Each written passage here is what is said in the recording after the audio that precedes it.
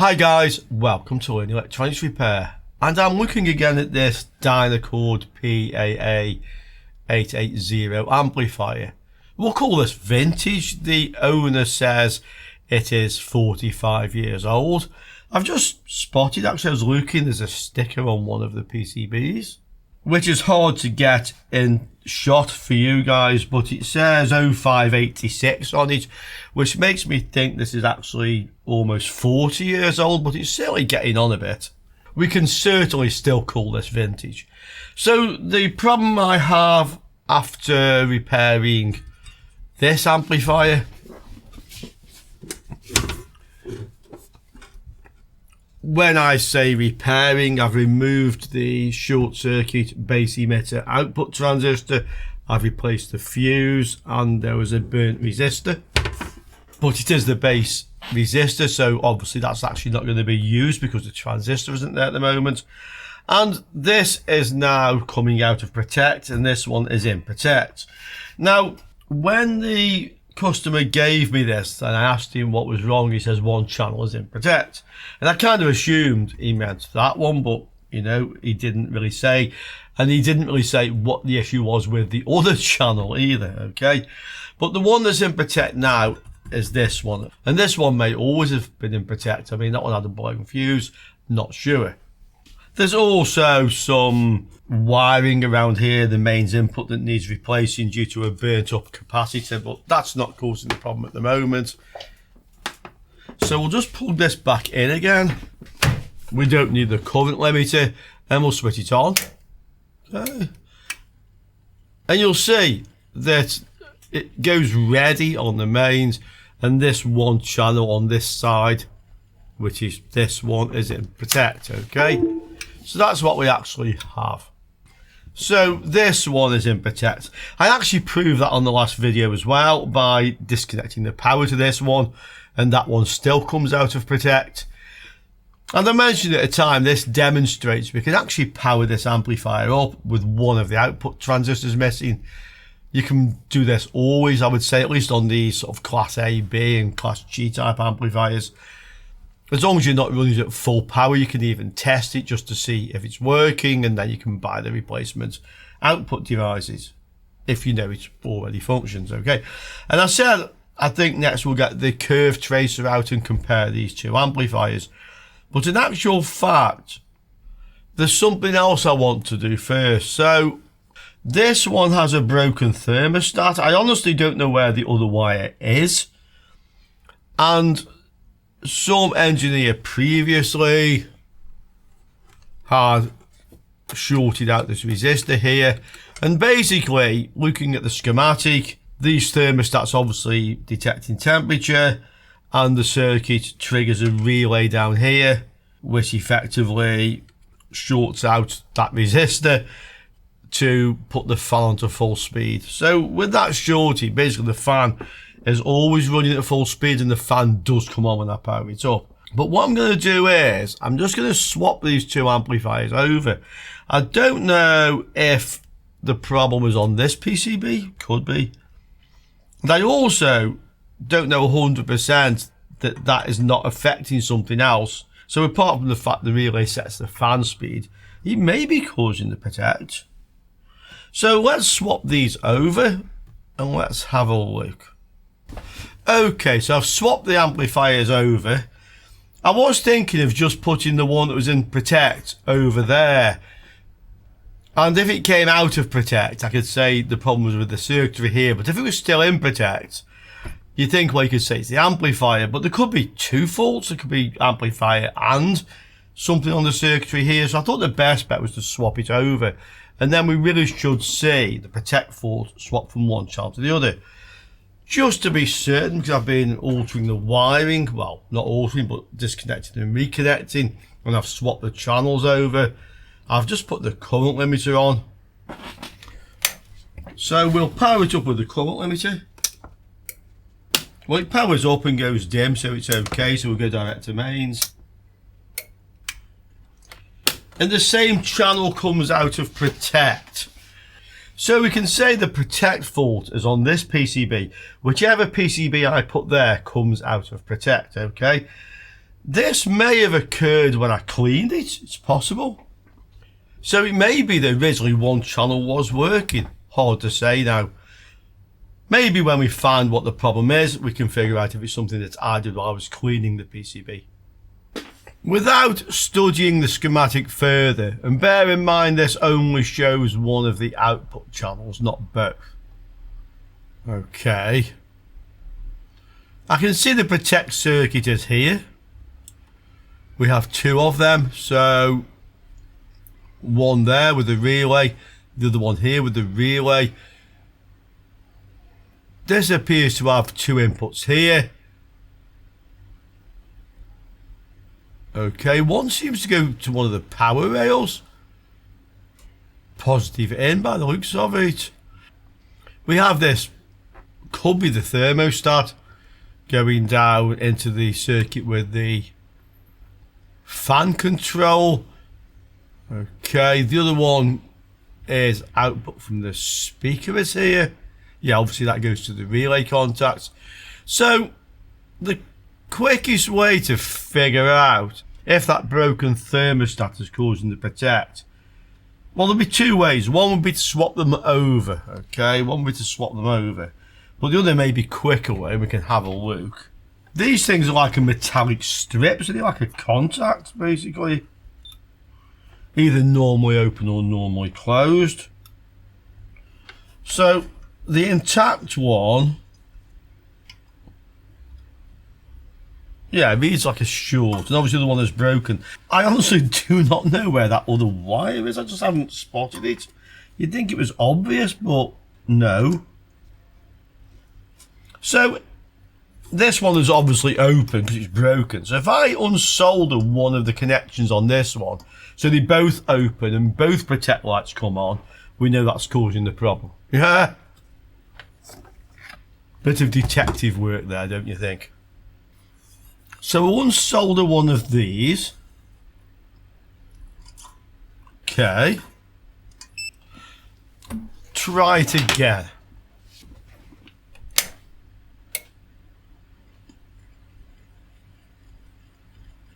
They're both in protect. So that thermostat is the problem. And where is the other wire? That's the other problem. And after a bit of poking around, I think I figured it out.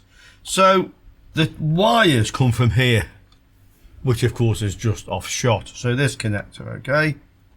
That pin, I think is this one. I'm not quite sure which way round it was.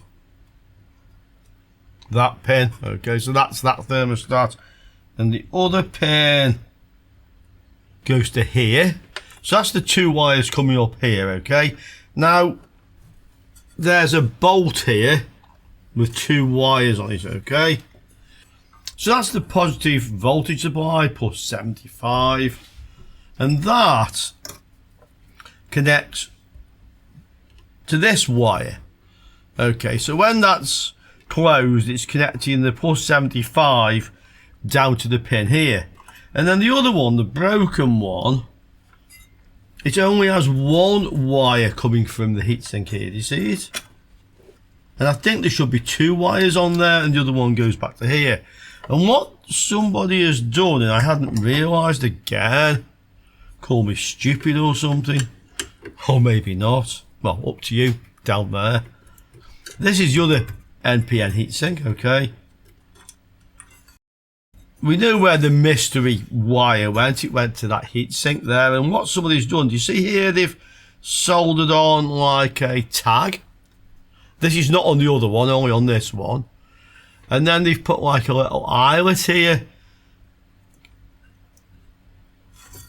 There, you see it? Little terminal eyelet.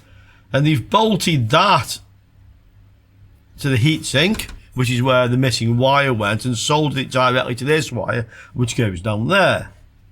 And of course, when I bolted this on, I only bolted the other side, and I didn't bolt this side. So if I put this on here, put the bolt in, through that eyelet,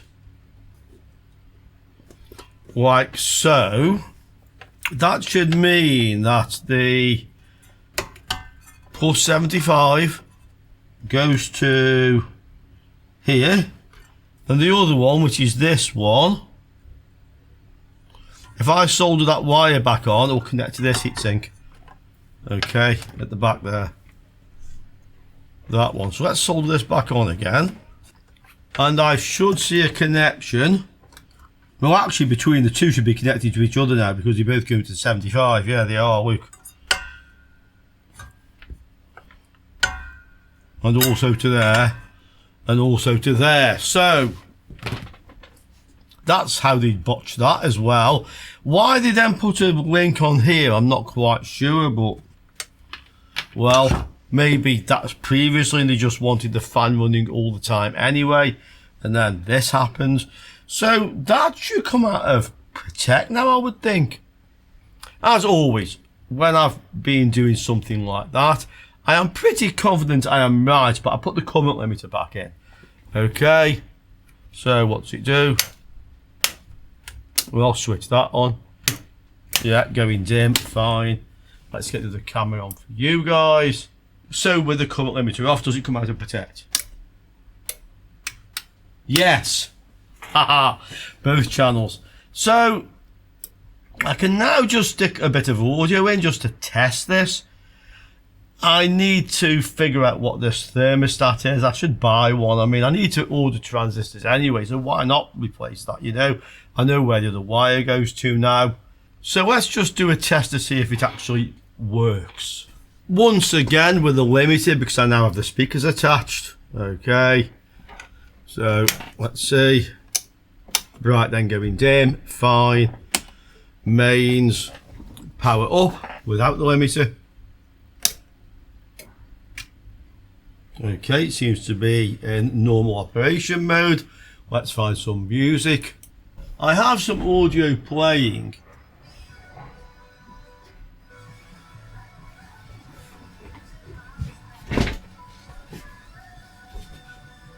I actually have both speakers working now, but there's no input signal according to this. Yeah, the volume controls have an effect. Interesting, so some problem with the input. It's tomorrow, guys, but I actually figured this out before I went home, so I figured out why this is very, very quiet. If you look on the screen here, you can see this is the pinout for the XLR connectors. Okay, the audio input we normally find on amplifiers and a lot of mixers and also outputs. So pin 1 is ground or shield. Pin 3 is the negative, they call it, or cold. And pin 2 is a positive or hot. And this is my cable. So my mixer actually has phono outputs, what they call unbalanced. And I have a cable which converts to XLR. So to do this, what they have done is connected the outer part of the phono, okay, the ground, to pin 1. And then they also connect pin 2, which is cold, to ground, and pin 3 is your audio input. So that's how this is actually wired up. I'll just show you, in fact. So this is the center conductor. This will go to pin 3, okay, and then the ground will go to pin 2 and pin 1. Okay, so that's how they wire unbalanced to balanced, and that's fine. Now what I'm just going to show you now, you either know this or you didn't. It was actually one of these customers who told me this, and he mentioned, oh, Rich, you need to reverse the polarity of the audio cable on this old amplifier. Something else I had. I didn't actually, it worked. But I remember him saying about reversing the polarity on old amplifiers. And if you have a look on the back of this one, you will see 1 is still shield or ground, 2 is minus or cold, and 3 is plus or hot. So when I'm connecting my unbalanced cable, I'm effectively shorting pin 3 to ground. That's why I've got no audio, basically, a little bit coming in on 2. So that appears to be something to do with old amplifiers. It's possible they actually changed this at some point. I don't know, but I am aware of it. So if you've got old amplifiers like this and you're having problems getting any audio through them, yeah, have a look at that. Yeah, just make sure. I have two ways I can get around this. I could use a couple of sockets and plugs also, so make a little adapter so when you plug this in, it actually switches those wires over to another plug. Yeah, I seem a little bit short of male XLR plugs. I've got at least one. I'll probably have another if I look around. Okay, so that's one option. Or the other one I could try, and I'm going to try first because it's easiest, is use the jack plug inputs. Okay, so on the back of the amplifier I also have jack. They could be wired as balanced, so you use a stereo jack, but they're probably mono, unbalanced. And then I have a cable, so jack on one end and phono on the other end. So I'm going to try and connect the mixer that way and see if that gives us some audio. If not, I'll have to make an adapter up. Let's see what it does now. When you touch my hand, telling me that I'm your only man, makes me feel like about 10 miles high. 'Cause I love that I have you for my home. And I was correct, so that is working. That's a simple problem, but that might catch you out if you're not familiar with these old amplifiers. I need to order the output transistor, one of those thermostat things, a capacitor to put across the mains connector, and just a little bit of wiring work. But we know this is working, so this one is done now. You don't need to see this again. I'm sure you will agree with that. Customer will be very happy, I'm sure, so I'll get the parts ordered with a lot of confidence. Okay guys, hope you enjoyed that. Thanks for watching. I look forward to seeing you all soon again on Learning Electronics Repair. Ciao for now guys.